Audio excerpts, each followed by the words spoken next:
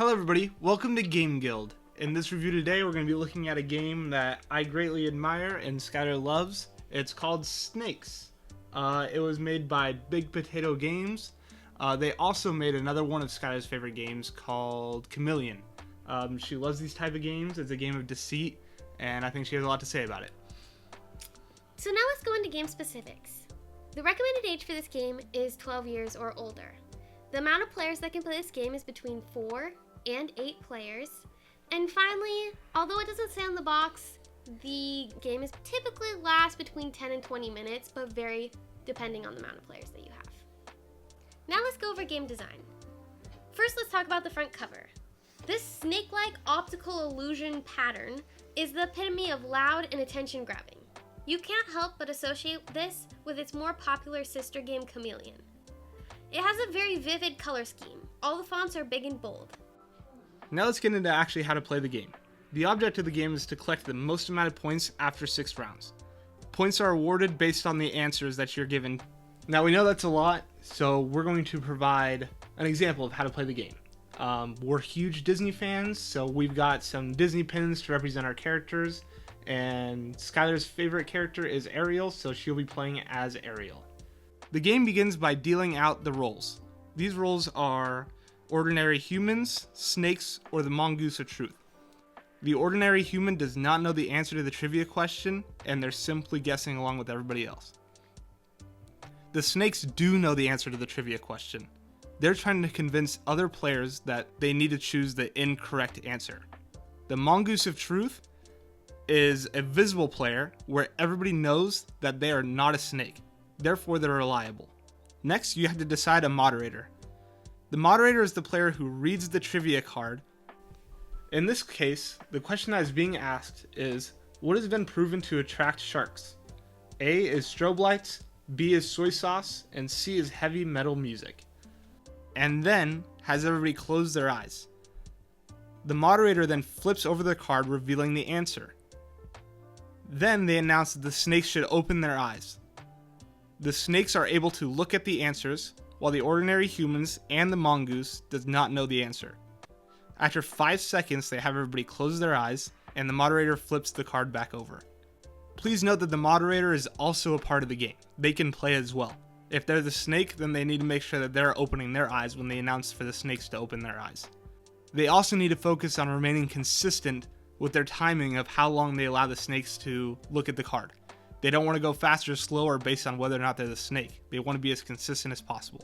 Now begins the debate. One player starts a timer for 2 minutes and everybody debates on what they think the correct answer is. Be careful because the snakes are trying to sway you away from the correct answer. After 2 minutes of deliberation, everybody is going to put out their answers face down and then they're all going to reveal together. The answers are either A, B, C, or the snake. After answers are revealed, points are awarded. If you're an ordinary human or a mongoose, you get a point for every player who got it right. So as an ordinary human or mongoose, you're incentivized to sway other people if you think you know the right decision. If you're an ordinary human or a mongoose and got the answer wrong, you get no points. If you are a snake, you get a point for every player who got the answer wrong. What that means is you're incentivized to get other people to get the answer wrong, so that way you score points. In this case, Marie played B, which is soy sauce, and Alice played C, which is heavy metal music. Heavy metal music is the correct answer. Alice is awarded 1 point because she got the correct answer. Miguel and Ariel convinced Marie to choose the wrong answer. So they each get 1 point because one player chose the wrong answer. And Marie, unfortunately, gets no points because she chose the wrong answer. After the round ends, record each player's score on the scorecard. That ends round 1. There's a total of 6 rounds to finish this game. There's a couple things that you want to know with this. First, the moderator can be the same for the entire game. You can just choose one at the very beginning, and that person is the one that lasts all the way through. Additionally, for those of you who have played Chameleon, this game does play very similarly. So if you are a Chameleon fan, this is a really good one to add to your closet. A couple things that do differ from Chameleon is you are answering questions, so there's a lot more logic involved in this game than actually Chameleon. If you're somebody that is very knowledgeable, you may even know the right answers here. A couple notes if you want to do well with this game. You're going to want to choose a strategy and remain consistent. This game is largely based on your poker face. And not only your poker face, but how you speak, and if that changes based on whether you're the chameleon or the mongoose of truth or just a normal player in the equation. Next, we're going to move on to our favorite portion of the video, which is the review portion. We've broken it down into 5 categories, and we're each going to rank each category 1 through 10, 1 being the worst and 10 being the best. Those categories are skill level, replayability, aesthetic, audience, and enjoyment. We're doing this because we want to give you guys our unfiltered opinions. We did not confer ahead of time. These are our raw thoughts on these games, and we're 2 very different people, so you'll get to see 2 different people's perspectives. The first category that we're going to be ranking is skill level.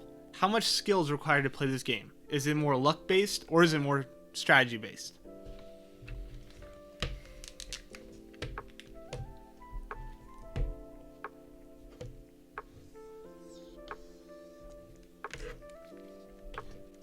Okay, reveal.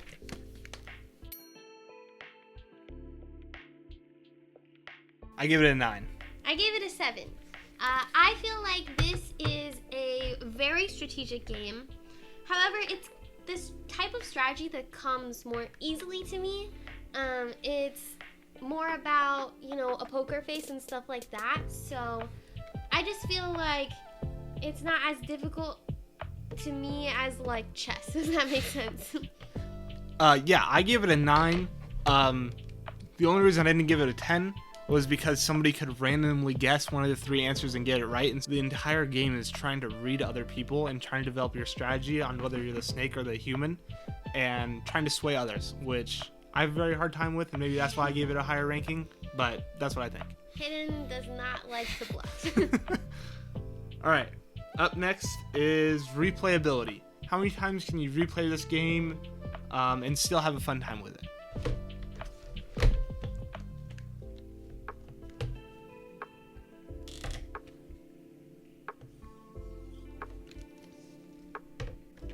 All right, reveal.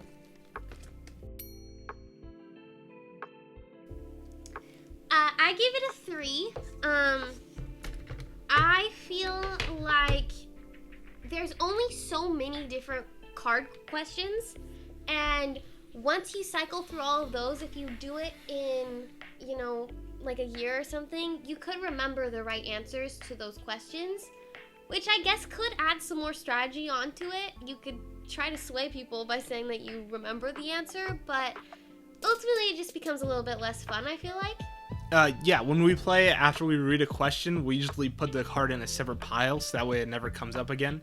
But it does almost kind of ruin the game when everybody at the table actually knows the answer. It's like, okay, we have to discard this card now. However, I give it a 6 because I think there's still a lot of answer cards in the box. It says 120, which I think is a fair amount. Additionally, I didn't rank it higher because I feel like once you play with people often enough, you start to read their tells and start to realize how they play, and that could take out some of the question mark factor out of the game for sure. Yeah. Up next, we are going to look at aesthetics. How pleasing is the game to look at? How cool does the box art look and the instructions, the pieces, and how nice does it look when you're playing it?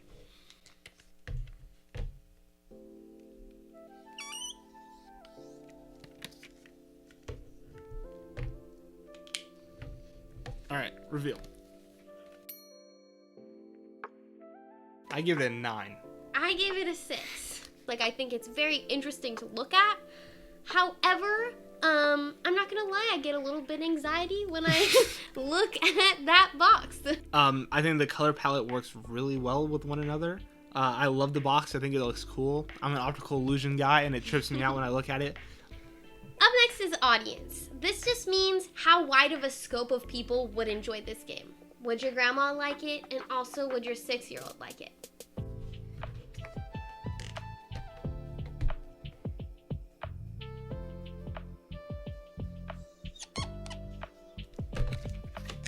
Alright, reveal. I just feel like it's very niche. Like, you're not going to be able to play this game with younger children, because, you know, this game relies a lot on almost integrity as well. You need to close your eyes and you need to open them at a certain time, and it takes a high level of maturity and almost honesty with the players that you're playing with. For sure. I also ranked it low. I could see a lot of people, no matter the age, getting a lot of anxiety having to bluff as often as you need to in this game.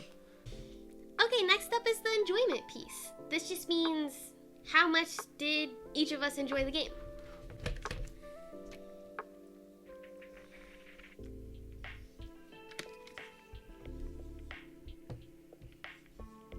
Alright, reveal. I gave it a 4. I gave it an 8.5. Can we even do that? I guess. Okay. Okay, so here's my thinking. I really enjoy these bluffing games and these social strategy games. Because I love that, I'm just naturally gonna really like this game. I would say I think that the replayability of Chameleon is a little bit better in this game, and I would rate Chameleon a 9. So that's kind of where I was kind of thinking it falls. I give it a 4. I get stressed out playing this game. I get really uncomfortable when I'm trying to lie. I'm not very good at that. But I really like the trivia question piece. Plus, I really like to argue, especially when I think I know I'm right. I can get really carried away in that sense, and I enjoy that aspect of the game. He definitely plays this game for me. Thank you so much for staying to the end of this video. We're a small YouTube channel, so every like and subscription really matters to us. We'll be posting more board game how-tos and reviews coming up. Also, if you've played this game and you agree or disagree with us, please let us know in the comments what you thought of our rankings as well.